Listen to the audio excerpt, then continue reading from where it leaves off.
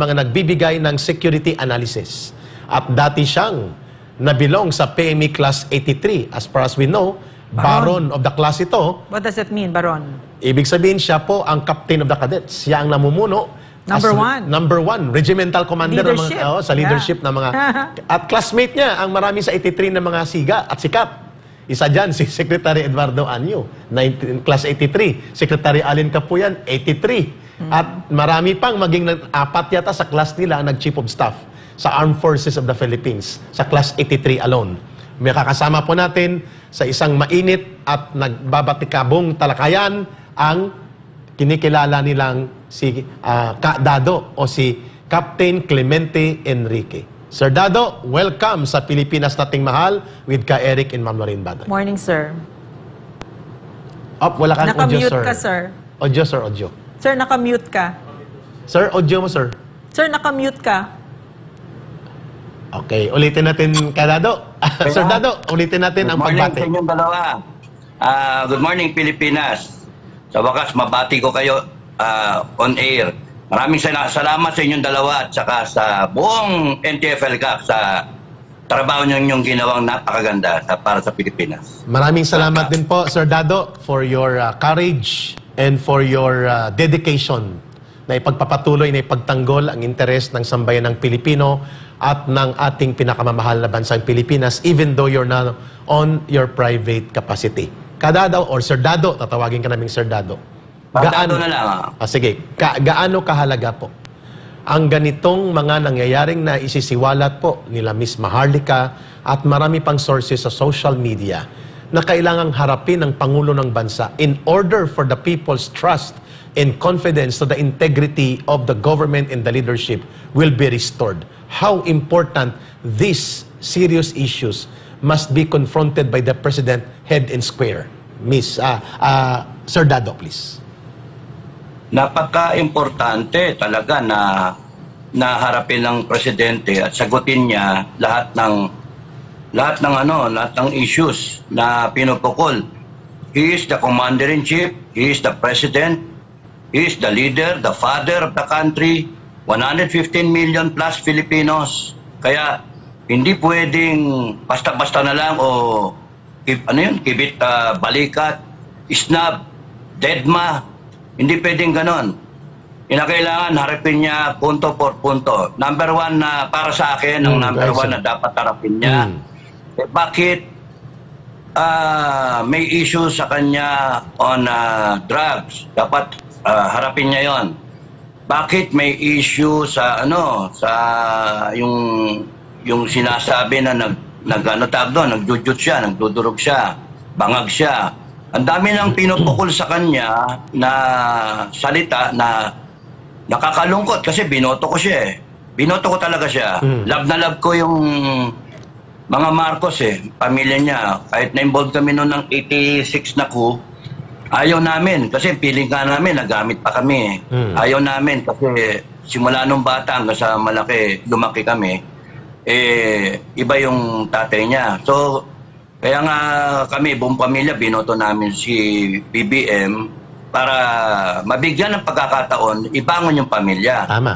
Kaya nga, sad to see na, ano nangyari? Ba't nagkaganyan si BBM? Kaya dapat, ang number one na sagot doon, hindi yung sabihin niya, peke yung sinasabi, peke si Maharlika, o peke yung, yung drug report na yun, o peke yung tao, splice, o whatever. Harapin niya. Magpa-drug test siya. Honest to goodness. Drug test. Nakita ng publiko. At kung nag-negative, we move on. Kung may nilabas pang mga ebidensya, harapin. Ang isa pang dapat harapin niya, bakit siya yung binoto ng taong bayan, bakit yung asawa niya ang kwento nagpapatakbo? O si Lisa. Romualdez. Si Romualdez. Oo. Sir Dado, makat ka lang namin. Very valid ang point na sinasabi ninyo because it already borders not only to the competence, fitness, mentally, psychologically of the President, but also including morally as well as legally na kung pwede pa ba siyang manatili bilang Pangulo ng Bansa dahil dito sa very serious mga scandalous report of his involvement to drug abuse. Doon mo ba tinitingnan ito na that's already beyond just his personal comfort or decision na gawin, kundi mandatorily para i-protect ang office of the President na siyang may hawak ng mandato. Tama po ba? Correct. That's why my message to the armed forces, tsaka PNP, my message to you guys, in the AFP, PNP, leadership, wag kayong matakot na karayin yung presidente, commander-in-chief. Sorry, sir. Sorry. But we have to honestly show to the public na meron kang magpa-drug test ka. You are the commander-in-chief. Papasok kami sa gera para sa iyo. Pagka-inorderan mo kami. Magpakamatay kami para sa bayan, para sa inyo. Pero, gusto lang namin malaman na ikaw ay hindi bangag. Yun lang yun. Laro. You are the commander-in-chief. You are the leader of the country. We cannot and should not follow an illegal order because nandun yung lingering question na ano ba state of mind nito? Ipapasok mo kami sa gera, BBM. Okay lang yun, di kami natatakot, di kami duwag. Pero yung desisyon na pumasok tayo sa gera, yung desisyon na nandyan ang mga kano, yung desisyon na anytime, one time, big time, magkaroon ng gulo dyan, and then mag-declare ka ng gera, ma-invoke yung MDT, gusto lang namin na ikaw ay nasa tamang pag-iisip. Claro. Ikaw ang presidente, ikaw ang commander-in-chief. Hindi pwedeng, hindi pwedeng hula-hula lang, hindi pwede yung yung haka-haka, may bintang-bintang. It's a serious allegation and you have to address it, Yes. Mr. Sir. President. Yes, Sir Ma'am. Captain Dado. Thank you, sir. Thank you, sir. Yeah, Oo, ma'am. you've said all of this, diba, that you want him to undergo all of this. But after almost 2 years of him being president, what is your assessment of this man? Is he fit to still lead this country? Does he have it in him? It is a serious question. Go ahead, sir. Honestly, from my point of view, as honestly as I can answer it, hindi Yari tayo talaga in as much as gusto nung matapos siya hanggang 2028 para lang yung Marcos legacy na yan, pero hindi kaya Hindi kaya talaga. Kasi, Because? dalawa yung problema Yung leadership na pwede pang mabago. Yung leadership pwedeng mabago. Pero yung character, hindi pwedeng mabago basta-basta. You cannot continue on like that. Kung kunyari, kitang-kita naman nating lahat, may namamatay, anong ginagawa niya? Biyahe siya ng biyahe. Hindi naman dapat magbiyahe. Ang daming mga telltale signs na kulang siya sa puso para sa Pilipino. Yung parang lang siya, icing ng isang cake. Kunwari, balat kayo, yun ang tingin ko. Pwede yung sabihin mali ako, pero sabi ko nga, as honestly as I can tell you people of the Philippines, ang presidente natin, kulang sa pagka-Pilipino, kulang sa pagiging ama, kulang sa yung damang-dama mo sana yung meron kang, you can go on every day with your lives na knowing na kahit anong mangyari, meron tayong isang ama na he's got our back. Yes. Hindi yung Amerikano sasabihin, I've got your back. Ito, presidente natin, inaasahan natin, na wala naman May namatay doon sa Mindanao, may mga nabaha, may mga na-landslide, may nabomba, may namatay na sundalo. Nasaan siya? Wala Sir, wala. Tapos Sir, delayed reaction siya. Sir, what are the, because you're a security analyst, diba? Could you make us understand better ano yung implications nung yung nilabas ni Eric dito ngayon at saka ni Maharlika yung i-intervene ni Lisa Marcos doon sa extraction sa Turkey, yung nakikialam siya sa pamamalakad ng ISAF. Bilang perspective as a former military officer. Go ahead, sir.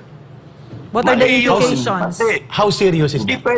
Hindi pwedeng Abira, First Lady lang naman siya, lumagay siya sa ayos. Si Imelda ba nakialam? Hindi naman nakikialam si Imelda. Patayo-tayo siya, pabil-bil.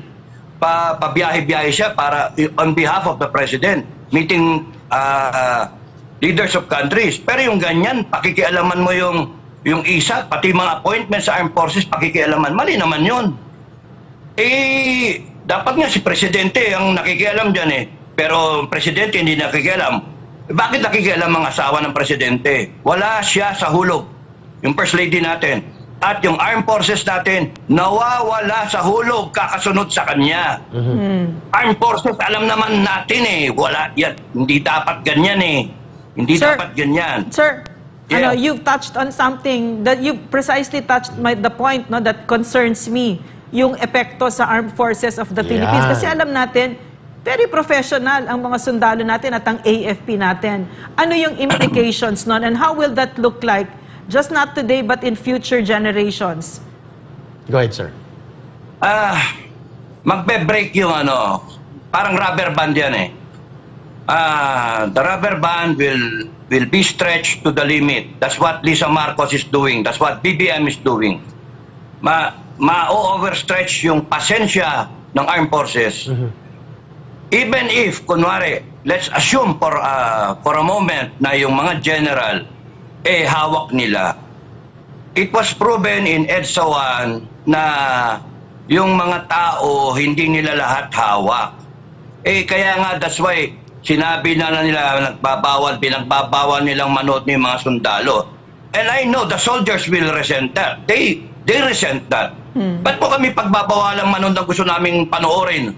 Anong klase kayong mga... What's that? What is this? Mga pinuno? We Sir? have our rights. I'm sorry, sir. You want Sir, us to excuse, defend the country? Yeah, to sir, fight anyone? Yeah, sir, ano yung threatening the country? Yeah, I missed it. Ano yung pinagbabawal na panoodin sa soldiers? Ang TikTok.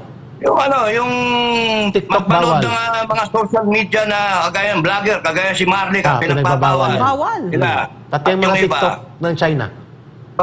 pati yung TikTok. Bakit ano ba tingin nila sa Armed Forces? Mga bobo, mga walang alam, walang pinag-aralan, mga bata. Professional nga yung sundalong pinagsasabi eh. Let the soldiers bring in the information in their head and then ikut-ikut dito, maintindihan, and then marunong yung Armed Forces na Yes. to determine.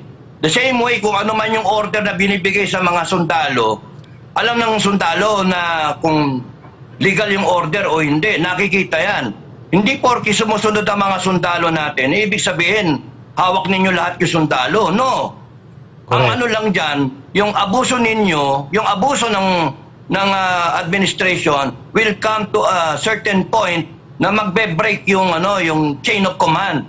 And that has been proven over time, not only in our country but in other countries as well. Sir Dado. Magbe-break yung chain of command. Sir Dado, Yung- excuse me. Sir Dado. Yes, go ahead. Napakaganda po ng tinutumbok ninyo. Inaabuso ang pasensya ng sundalo, pilit na kinukurap ang professional organization ng Armed Walang Forces of the respeto. Philippines. Walang respeto. respeto sa kanyang lugar, sa presidente. Hindi siya dapat nangingialam sa pamamahala ng gobyerno. Much more sa mga security matters Walang pertaining respeto to sa the sundalo. operations of the armed forces. Sir Dado, I am a civilian observant. You were part of the military officers hierarchy nung panahon nyo. I am scandalized. Nababastusan ako sa ginawa ng First Lady na ito. Na parang siya pa ang Commander-in-Chief, walang pakialam ang asawa niya na elected Commander-in-Chief at Presidente, at siya ang nagdidirihin ng operation ng ISAP in a foreign country, utilizing resources and personnel at the danger na pwedeng mahuli, pwedeng matimbog, pwedeng magkaroon Yes. ng bulilyaso. Yes. And yet, she doesn't have any iota of accountability at wala siyang pagsisisi. Ang yabang-yabang niya na para bagang siya ang may control ng armed forces. At nasasaktan ako na natatahimik at natatameme ang liderato ng ating armed forces at security sector para itolerate ang ganitong kagarapal na pangingialam at pang-aabuso. I feel very strongly about this na aawa ako at hindi ko matitimo sa isipan kong na nangyayari ito this early. Sir Dado, your reaction to Also, that? wait. Yeah, ma'am. Also, if you listen to that conversation, nakasusulasok. Yes. It's so napaka-oligarkyo, napaka-elitista. It's like they're talking about buying a pair of shoes and the tone was so elitist. It's just so As disgusting. if, ma'am, They're talking about lives Sir of Dado, people. as if private army nila ang armed Yeah, forces like of the they Philippines. This is the disrespect towards the AFP. It's nakakagalit. Sir Dado, Galing- gusto mo pakinggan o gusto mo mag-react? galing mayaman. Ugaling pag-aari nila yung kasundaluhan. That's because meron pera na dinatanggel, no? Tama. Di natin alam, di na tayo witness dyan. Pero yung kilos na ganyan kasi, para sumunod yung armed forces, is either operan ka ng promotion, magandang assignment, or merong money involved. Tapos nun, kung wala man ng ganon, ang ang armed forces sumusunod lang. Sabi ko nga up to a certain point, susunod ang armed forces. Sa AFP kasi, professional, obey first before you complain. Tama. Ade pagka nag-utos, yung isap-isap na yan, merong sinabing extraction, kamot ulo yung ano ba to? Ewan ko ba? Tapos susundin lang yan, pero nakatuon yan sa utak ng mga officers and men concerned. Lahat yan marerecall pagka kinakailangan na sa takdang oras, isa-isahin niya na talagang sasabihin ng mga involved na tao and reason for breaking the chain of command. Sana wag mangyari. Sir Dado, excuse me, Sir Dado. Sir, hold your line. Ma'am Lorraine, with your indulgence, Sir Dado, muli nating ipaparinig so that you will react immediately dito sa very scandalous audio recording na ito. Go ahead. So dyan sa galit na galit sa akin, dahil expose natin na ang kanyang pagiging utak ng sindikato. Okay, utak na pagdukot nga ng mga bagets. So narinig nyo na yan, pero dyan sa galit na galit, dahil dyan sa message ko yan, balikan nyo lang yung 2-3 video ko about it, na talagang siya ay parte ng pag-extract sa mga bata. Diba? Pinatunayan yan mismo ng audio ng kanyang social secretary ni Marcos Jr. na si Biang Azubel, na kung saan na nakiusap kay Lisa Araneta Marcos na i-hold muna ang pagpapalit sa ISAF ng chief dahil nga nasa Turkey na ang mga inutusan ni Lisa para dukutin ang mga bata. Yun yung mga anak ni Chua, right? So ito, pakinggan ulit natin para sa kaluwanan ng ating bayan. Liz, hi. Sorry to bother you, but I just got a call from Thor, and they're a bit concerned because they've gotten an order now that the chief of ISAP is supposed to be changed by Tuesday, and there are people that are out to do some extraction. If it's possible to just keep the ISAP as is daw para hindi magulo yung extraction kasi 2 weeks pa yata or something like that. Or please call Thor. I might be saying the wrong thing. Ayaw pansinin ng Kongreso at Senado. Paano papansinin yan? Even the Department of Justice. Wala nang dahil hawak ni Lisa yan. Sabi ko nga mga kababayan, ito ay what? High crime ito. High crime na ang First Lady ay nakialam sa pag-kidnap. Narinig niyo mismo sa kanyang social secretary na si Bianca Zupel ang salitang extraction. Hi Louie, how are you? I'm here in Bacolod, campaigning for my hubby look with Marie Chris and a bunch of gay people. But anyway, the reason why I called you is I have a favor to ask you. We gave all the documents not to Mila, but syempre iba pag tumawag ka. A good friend of ours, Francis Chua, basically has a problem in Istanbul, in Turkey, so he went to court. The judge issued an order in his favor. So now we're just having everything authenticated so that it can be served in the embassy in Istanbul, right? So Mila has all the documents. I won't bore you with the details, but if you could call Mila and just give it a little push. Everything's above board, don't worry. I'm very good at that. But yeah, that's it. So I hope to see you soon. Liz, hi. Sorry to bother you, but I just got a call from Thor, and they're a bit concerned because they've gotten an order now that the chief of ISAP is supposed to be changed by Tuesday, and there are people that are out to do some extraction. If it's possible. So dyan sa galit na galit sa akin, dahil expose natin na ang kanyang pagiging... Sir Dado, nakakabahala, nakakasolasok ito, your reaction to this. Oo.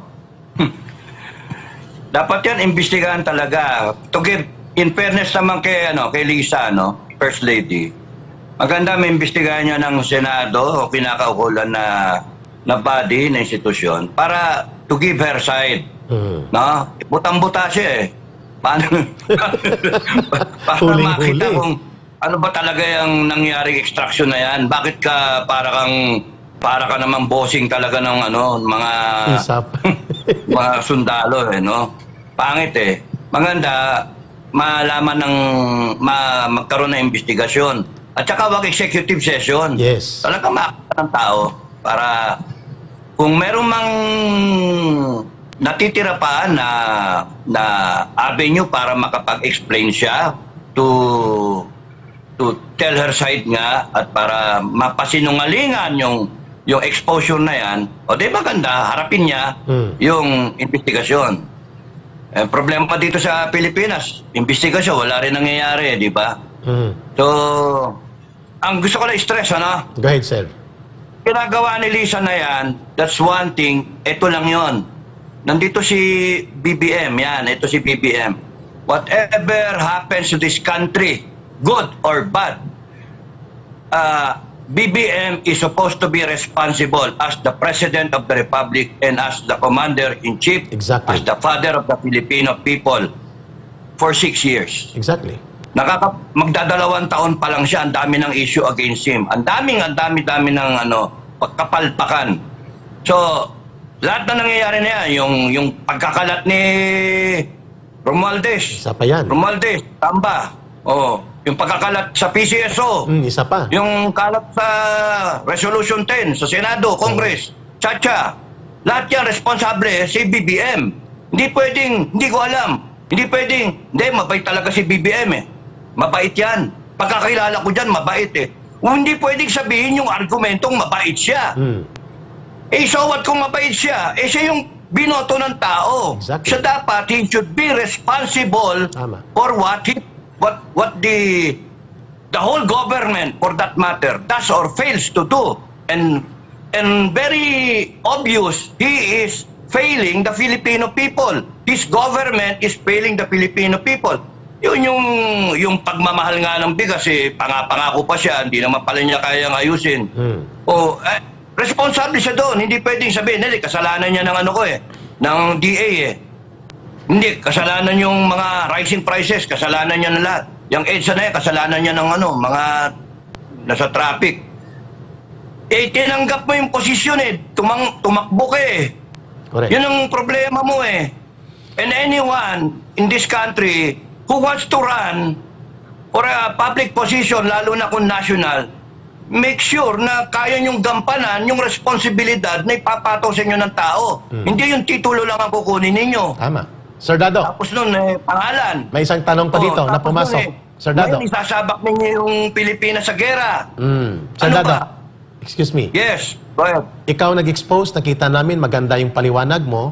Hinahayaan niya yung pinsan niya na si Speaker Martin Romualdez na makipagsabwatan sa totoong kalaban ng gobyerno. Sa totoong nagpapabagsak at nagwawasak ng ating bayan, ang CPP, NPA, NDF inside Congress. Sinabi mo, itong mga CPP, NPA, NDF, hindi lang may armado sila, may mambabatas pa. At ngayon, bidang-bida sila through Martin Romualdez. How serious is this? Kapag ang gobyerno, ang isang paksyon ng presidente, ay nakikipagsabwatan sa mga kalaban ng bayan? Alam nyo, ano yun eh? Insulto sa atin lahat yun eh, yung pinagagawa nila. Sino bang gago nagsabi niya, sino bang loko-loko nagsabi niya yung pistok na yan? Sinong loko-loko yun? Ang sarap batukan, ang sarap sampal-sampalin na ganyan eh. NTF-ELCAC nagtrabaho.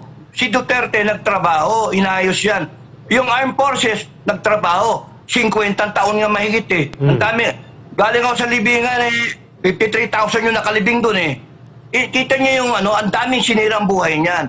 And here we are, nakikita natin, napapanood natin, na yung tatlong na yan, party list na yan, tatlong congressmen and women, binubuhay pa nila. Kung ako lang masunod dapat nga buwagin lahat ng na yan eh. Pwede. Tanggalin na sila eh. I-outlaw talaga eh. Kasi babalik na naman sila. Tama. Ang daming sinirang buhay ng mga kabataan, yung CPP-NPA. Kami mismo, nakita namin Yes. kung mga 15 anyos, 19, 17, namamatay. Yung iba nga sinasabi ko, wag nang patayin eh. Sayang eh. Muntik pa kaming mamatay dahil nakawala eh, nakakuha ng baril eh. Buti na, pinakain namin at hindi kami nag-decide na lang na kunin yung baril. Eh, napatay siya ng gwardiya ko. Pero yung sayang yung buhay, kailan lang, yung lawyer. Yung lawyer na... Sa Cebu. Sa Bohol. Sayang na bata eh. Why? Kasi nga, yung mga kabataan, they fall prey sa recruitment nitong mga animal na to. And then, ngayon, pipistoks tayo from a position of strength, bigla tayong bababa, 1-8 na lang ang armadong grupo. Dapat ang diskarte na lang dyan, ano tayo, yung amnesty na lang. We give them livelihood, we bring them back to the fold na madali sa kanila ma-integrate, ma-reintegrate sa society. Yung ganun ba? Pero yung pistoks, para saan yung kalukuhan na yun? Kalokohan, mali yun, mali yun. Claro. Kaya nga, mali talaga rin tong mga kongreso, mali rin tong mga politiko. You see how, ang tingin ko nga dyan, yung sinabi ko minsan yung kung kaninong sinabi ko, yung nadinig ko yan eh. One reason why I got out of the service is nadinig namin, mismong mga senator at that time, sinasabi ng senator, Mrs. President, kay panahon ni Cory Aquino, we need precisely the CPP-NPA para yung armed forces ay hindi mag-isip ng kudeta. Yun ang dahilan. Palakasin natin, hayaan natin lumakas yung mga yan. Para busy yung armed forces na kakalaban sa mga NPA na yan. Grabe. Eh, baka bumabalik tayo dun eh. Pipistoks tayo, pistoks. Lalo nga natin yung pistoks, walang mangyari. When there is peace, nagpe-prepare lang for war. Ang rebound niyan, malakas sila. Sir. Tapos nun, mayroong mga member sa Congress. Sige-sige silang kuha ng pondo at bumabalik sa kanila. Tapos gusto, tanggalin yung pondo ng NTFL Cup. Yes. Ano ba yung klaseng mga kalukuhan natin? Yes, ma'am. Go ahead, Sir, ma'am. may And we tanong. are paying them. We are paying these congressmen. Back to you. Yes, sir. So you said no na baka bumalik ulit 'yon, 'di ba? Yung CPP, NPA, NDF. Pero may tatanong ako sa iyo. Go ahead, ma'am. No? Now, we ask this to each of ourselves and each of our citizens. Papayag ka pa ba, sir, na babalik 'yan? Ang CPP, Hindi. NPA, hindi na, 'di ba? So hindi na. Hindi. Okay. Klaro. Sir Dado, napakaganda ng talakayan natin ito. Nilinaw mo yung tatlong mahalagang punto kaagad. Sagutin ng Pangulo ng Bansa ang drug-related issue na siya ay wala sa tamang pag-iisip, unfit to govern, and incompetent to remain in power unless otherwise sagutin niya ng tama at transparent, it will linger as problema sa kanyang pamumuno. Number 2, sinabi mo, hindi pwedeng hayaan niyang nangingialam at umaabuso sa kapangyarihan ang wala namang mandato at iligal na ginagawa ng kanyang asawa bilang First Lady. At pangatlo, sinabi mo, hindi pwedeng hayaan niya ang bogus na pistoks at lituhin ang mamamayan at mamamayag pagmuli ang pakikipag-alyansa ng ilang paksyon sa kanyang administrasyon, kagaya ng kanyang pinsan, sa mga party list at urban operatives ng CPP, NPA, NDF. Magandang tatlong mahalagang punto po ang inilatag ninyo. Sa panghuli po, saan nyo nakikita patungo ang ganitong pagbabaliwala, insensitivity, elitist kind of posturing, walang pake dahil nasa poder na, bahala kayo, ang taong bayan ay madali namang lokohin. How do you view, where are we going from here, Sir Dado? He will not finish his term. That's how I look at it. He will not finish his term. The only way out, tatlo, para sa kanya, mag-martial law siya, mag-declare siya ng gera, mag-good governance siya. Meaning to say, good governance, sagutin niya lahat ng issues ng taong bayan.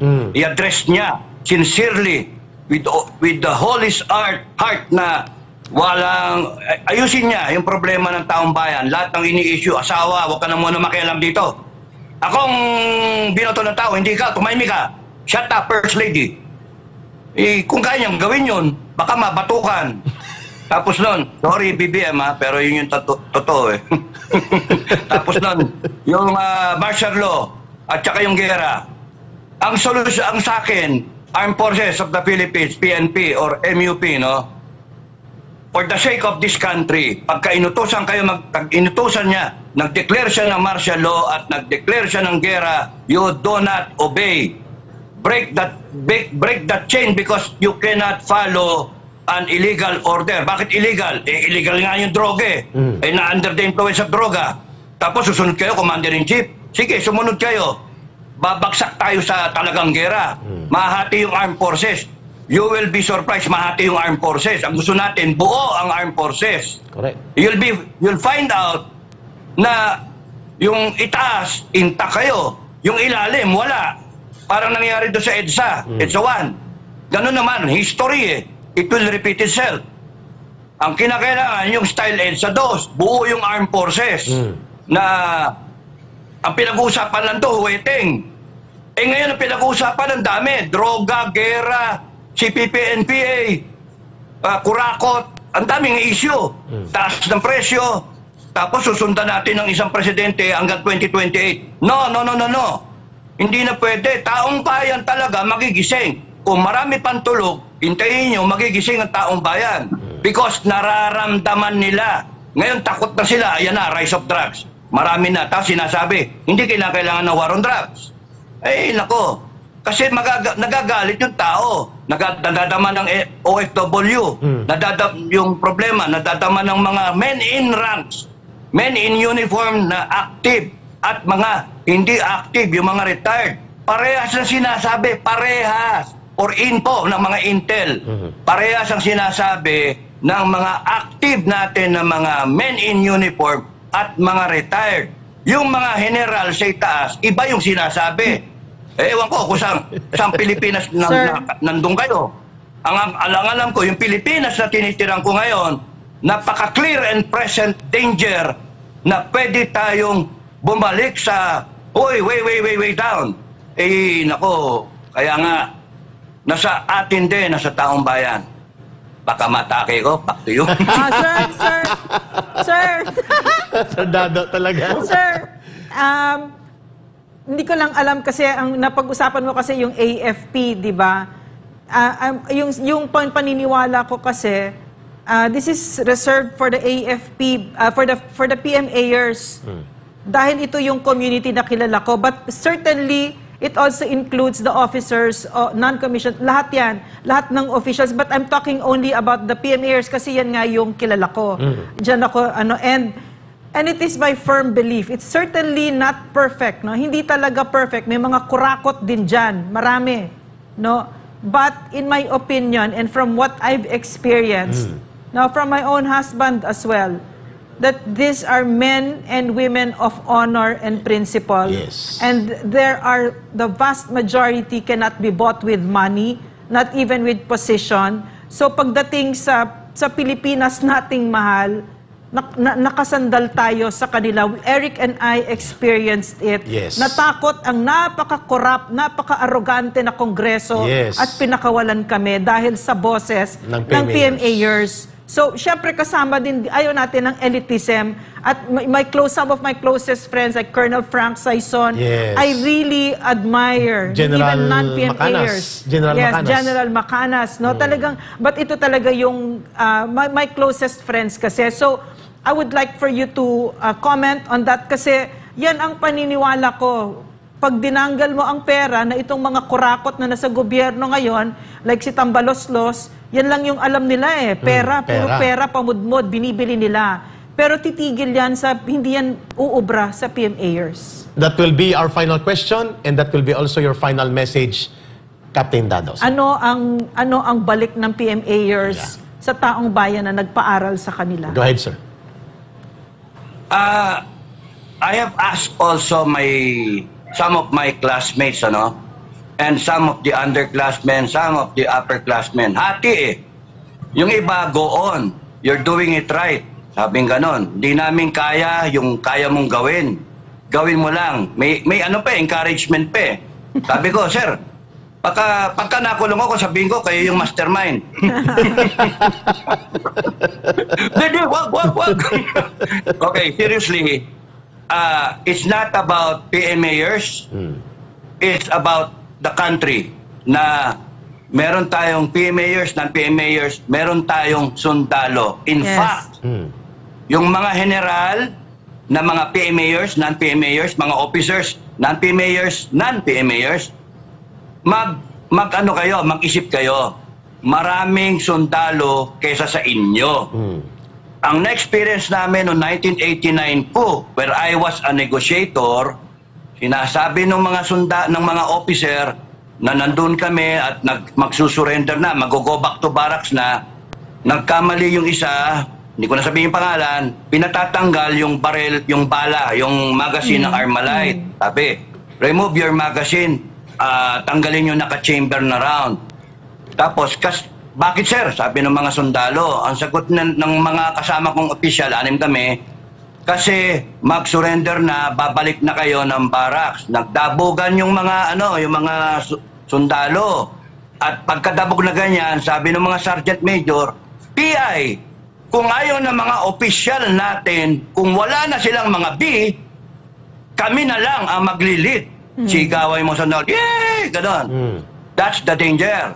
Officers and men, both active and retired. Yes. Do not let na umabot tayo sa punto na yung mga sundalo natin active at mga retired, ang mga tiniente, yung mga kapitan o yung mga major, maisip nila maramdaman nila yung bigat ng responsibility. Nakikita nila yung nangyayari.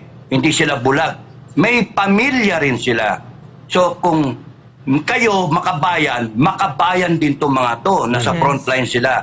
Kaya they might think na kung ayaw ng mga general at ng mga colonel, bla bla bla, na kumilos at ipakita yung kanilang nationalism, sila na lang ang magdadala ng bansa. That's the dangerous part. Kaya nga, you have to speak up, mga AIR, non-PMAer, you have to show na kailangan mag-face off tayo, sabihin na kung sino you divide the line. Sino ba dito yung kurakot?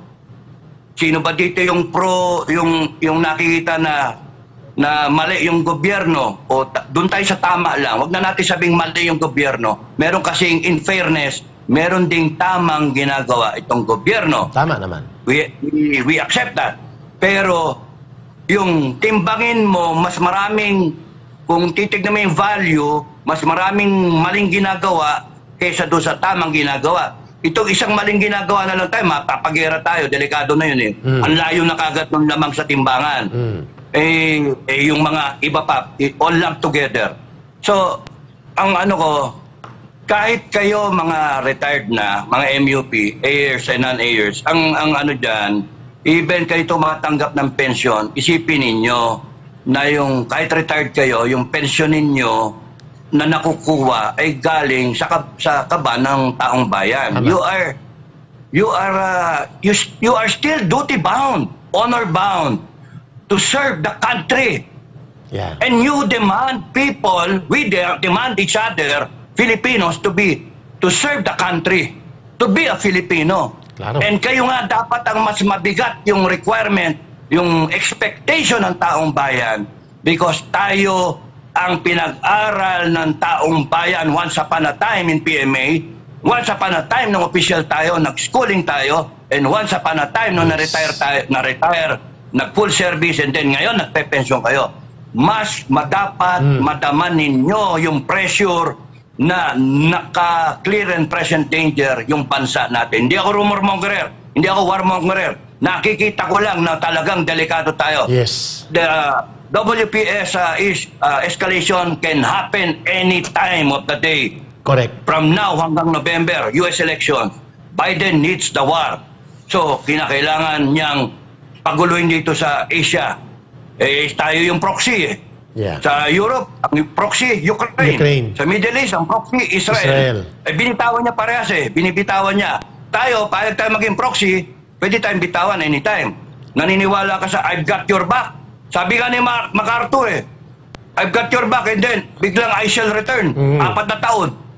Namatay, ang daming Pilipino. Almost 1 million ang patay sa atin. We have to accept our duty and responsibility as a Filipino na mas mataas yung expectation. Yes. AIRs and non-AIRs. Yes, sir. Para ma-lead natin yung mga tropa natin kahit retired na tayo, malid natin yung mga tropa natin sa tama para malid natin yung mga civilian natin sa tama. Baka mamaya, magano na yan, mga may armado eh. Ang dami naman may lisensya. Mamaya, sila-sila, they will say, tayo na lang, kami-kami na lang. O paano na? And then you will have a civil war. Yes, yun nga. Ang iniiwasan natin, Captain Dado. Sir. Harap tayo. Ayaw natin noon. Yes, Kasi sir. yun ang gusto ng China. Magkagulo tayo. And then tatawa siya. Sige, magpatayan kayo. Exactly. O, di ba? Sir Dado. Sila kukuha ng teritoryo. Ang ganda ng Ay, talakayan sinabi- natin, Sir Dado. Thank you, Thank you sa inyo. At natutuwa kami na huwag napakaganda kayong ng talakayan na ito. Yeah. Kung nandyan na ako, yayakapin ko kay parehas. Thank you. Malaking bagay kayo. Huwag kayong magsasawa. Huwag kayong matatakot. Huwag kayong matatakot. Pag kami umapis sa inyo, sabihin sa akin. Sir Dado, Sabihin ko rin. maraming salamat for your continuing love for this country and for your standing up to the dignity and to the integrity of a PMA graduate like you. Na tamang maninindigan sa bansang ito sapagkat ang utang na loob natin ay ang sasambayan ng Pilipino, hindi sa nino mang politiko. Sir, nakamute ka. Kayo matakot. Ayun na. God is always in control. Yes, sir. Sir, maraming salamat. Mag-ingat ka rin and see you more Thank you for sa ating program. for ma'am. lending your voice, sir. And once a soldier, always a soldier. Yes. Thank you, sir. Maraming salamat kay retired Army Captain, U.S.